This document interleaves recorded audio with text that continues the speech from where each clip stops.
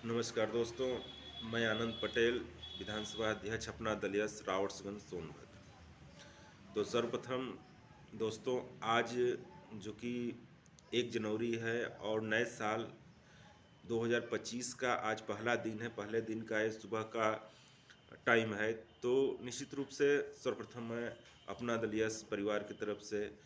आप सभी देशवासियों को ढेर सारी हार्दिक शुभकामनाएं और ढेर सारी बधाई देना चाहूँगा कि जो आपका नया साल हो, नया साल में जो आपकी नई सोच हो, चाहे वो विकास के लिए आपकी सोच हो, चाहे किसी सफलता के लिए आपकी सोच हो, या फिर आप जिस सकारात्मक के साथ आगे विकास करना चाहते हैं, बढ़ना चाहते हैं, उस सारी सकारात्मक सोचों में आपको ढेर सारी सफलता मिले। इस शुभकामना के साथ मैं कुछ बातें, चूँकि आज आपसे रूबरू होने का अवसर मिला है, तो कुछ बातें ज़रूर की जाएंगी और ये समझने का प्रयास किया जाएगा कि नव वर्ष पे जो हमारी और आपकी जो प्राथमिकताएं होनी चाहिए, या हमारे सरकार की जो प्राथमिकताएं होनी चाहिए, उस पर थोड़ा सा हम लोग आपस में फोकस करेंगे। और निश्चित रूप से एक खुशनुमा माहौल है और जनवरी, पहली जनवरी है, तो निश्चित रूप से सारे लोग आज थोड़ा अपने हिसाब से समय को सेलिब्रेट कर रहे हैं और नया दिन है। तो पुनः सारे लोगों को एक बार पुनः बधाई के साथ हम अपनी बात रखेंगे कि जो नए साल है 2025 है, उसमें जो सरकार की प्रमुखताएं होनी चाहिए। चूँकि मैं जो सोनभद्र से हूँ, सोनभद्र जो कि सोनभद्र ज़िला है और उत्तर प्रदेश का एक महत्वपूर्ण ज़िला है। यहाँ की जो लोकसभा की सीट है, वो अनुसूचित जाति के लिए आरक्षित सीट है। तो निश्चित रूप से यहाँ से आरक्षित सीट से जो है कि सांसद चुन के सदन में जाने का कार्य करते हैं और यहाँ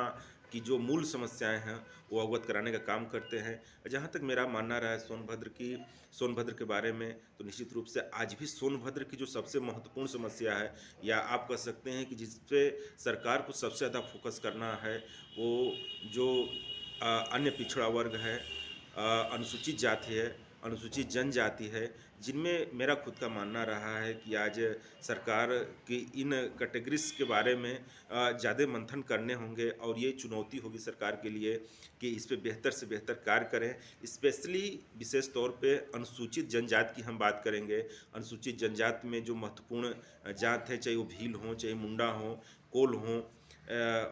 और एक मुसहर की बिरादरी है, तो ये सब जो पर्वतीय क्षेत्रों में निवास करते हैं, आज भी आप एक कानून, एक लीगल तौर पर देखने का कार्य करें, अपने ज़िले में ही सोनभद्र के ज़िले में ही देखने का कार्य करें, तो आपको नज़र आएगा कि आज भी आदिवासी जनजाति के जो लोग हैं, आज भी भूमिहीन हैं, उनके पास भूमि नहीं है। तो कहीं न कहीं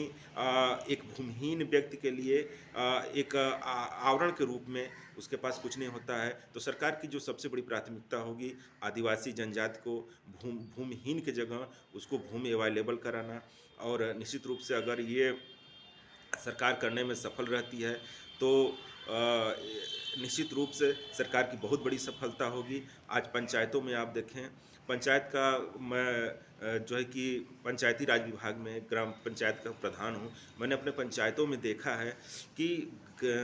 प्रधानमंत्री आवास योजना जब भी आता है पंचायतों में, तो उसके साथ सरकार का जो बहुप्रतीक्षित और एक बेहतर योजना है, और निश्चित रूप से रोटी कपड़ा और मकान में आवास आपका सबसे बेहद बेहद महत्वपूर्ण चीज़ें हैं। अगर आवास आपका रैन बसेरा जो है वो सुव्यवस्थित हो, रैन आपका सुरक्षित हो, घर आपका सुरक्षित हो, तो निश्चित रूप से बहुत बड़ी समस्याएं समाधान होती हैं। एक माननीय प्रधानमंत्री जी का जो प्रधानमंत्री आवास योजना है, चाहे वो मुख्यमंत्री आवास योजना है, प्रदेश सरकार मुख्यमंत्री आवास योजना भी चल रहा है, स्पेशली विकलांगों के लिए भी उसमें बेहतर से बेहतर विकलांगों को प्राथमिकता दी जा रही है। और हाल फिलहाल में पंचायतों में भी ऐसे व्यक्ति की खोज की जा रही है कि वो बिल्कुल निहायत गरीब हो, गरीबी रेखा के नीचे हो और वो भूमिहीन हो, उसके पास कुछ भी ना हो, ऐसे लोगों को चिन्हित किया जा रहा है पंचायतों में आवास देने के लिए। और एक आवास के साथ साथ सरकार की मंशा रहती है कि जो व्यक्ति है, जो आवास का लाभार्थी है, उसको एक आवास के साथ उसको कम से कम 4 या 5 जो सुविधाएं दी जाती हैं, जिनमें महत्वपूर्ण है कि उस आवास के साथ उसको रोड मुहैया कराया जाए, उस आवास के साथ उसको जो है कि बिजली का कनेक्शन मुक्त कराया जाए और जल का कनेक्शन मुक्त कराया जाए, गैस गैस का कनेक्शन मुक्त हो। तो ये सब सारी चीज़ें हैं जो कि एक आवाज़ के साथ शौचालय मुक्त में उसको बनाया जाए। तो एक आवाज़ के साथ-साथ 5-5 या 4-5 जो कि महत्वपूर्ण लाभ हो, उस लाभार्थी को देने का कार्य किया जाता है। तो एक पंचायत का प्रतिनिधि होने के नाते जिला पंचायत जो है कि पंचायती राज विभाग में ग्राम पंचायत का प्रतिनिधित्व करने के कारण हमने देखा है कि जब जब लाभार्थी के लिए आवास आवंटित होता है, तो निश्चित रूप से उसके लिए सबसे बड़ी जो समस्या है वो भूमिहीन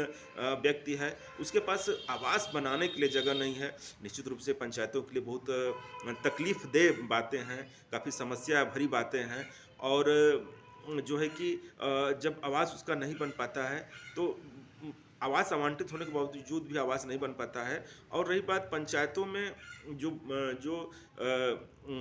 स्वामित्व जो ग्राम पंचायत के स्वामित्व वाली ज़मीनें हैं, जिनमें ग्राम प्रधान का पूरा एकाधिकार है, वो ज़मीनें अब रही नहीं पंचायतों में, तो आप लाभार्थी को देने में समर्थ नहीं होते हैं। ऐसे में एक महत्वपूर्ण मसला ये बनता है कि एक गरीब का जो भूमिहीन है और वो संसाधन का अभाव है, तो ऐसे व्यक्ति को कैसे जो है कि मुख्यधारा में लाया जाए, उसका आवास कैसे बनाया जाए। तो कहीं न कहीं पंचायतों की ये चुनौतियाँ हैं। अपने ज़िले में हमने देखा है आज भी आदिवासी क्षेत्रों में जो पर्वतीय क्षेत्र हैं, जो भूमिहीन हैं, जो वन विभाग की ज़मीनें हैं या फिर जो है कि वन विभाग की और आपका नहर प्रखंड की जो ज़मीनें हैं, उसमें वो ज़मीनें जो है कि इस जो सरकार स्वामित्व वाली ज़मीनें हैं, वो ज़मीनें हैं जो भूमिहीन को आदिवासी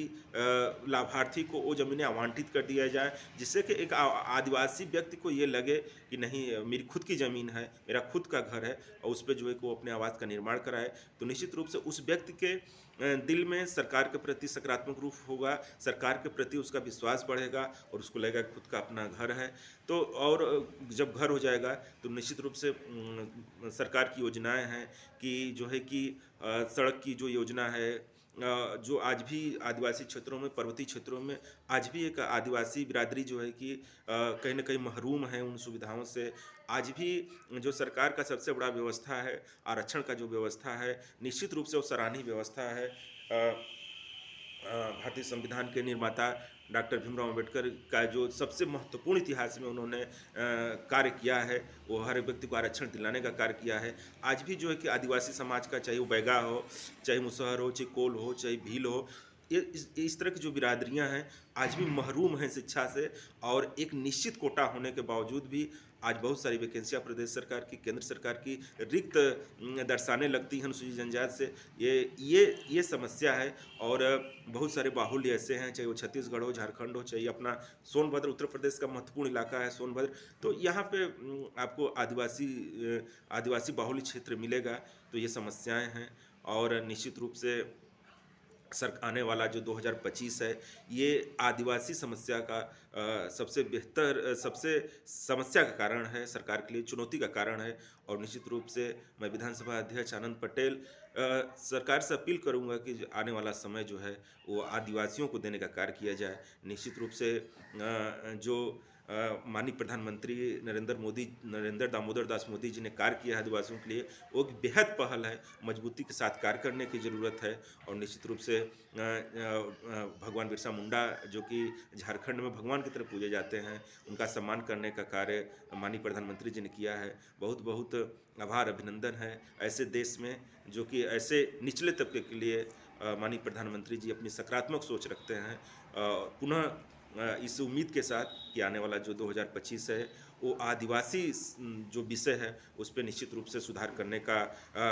सरकार उपाय करेगी और आदिवासी को मुख्य धारा में लाने का कार्य करेगी, चाहे वो शिक्षा हो, चाहे वो स्वास्थ्य हो, चाहे वो सड़कें हों, चाहे खुद का उनका विकास हो, चाहे व्यक्तित्व विकास हो, चाहे आवास बनाने का कार्य हो, तमाम तरह के मुद्दों पे आदिवासियों पे कार्य किया जाएगा। इस उम्मीद के साथ मैं आनंद पटेल अपनी बात को यहीं पर रखूँगा और पुनः 2025 की आपको ढेर सारी हार्दिक बधाई, ढेर सारी हार्दिक शुभकामनाएँ और आपका हार्दिक अभिनंदन और स्वागत करते हुए अपने बातों को विराम दूँगा। जय हिंद, जय भारत, जय अपना दल।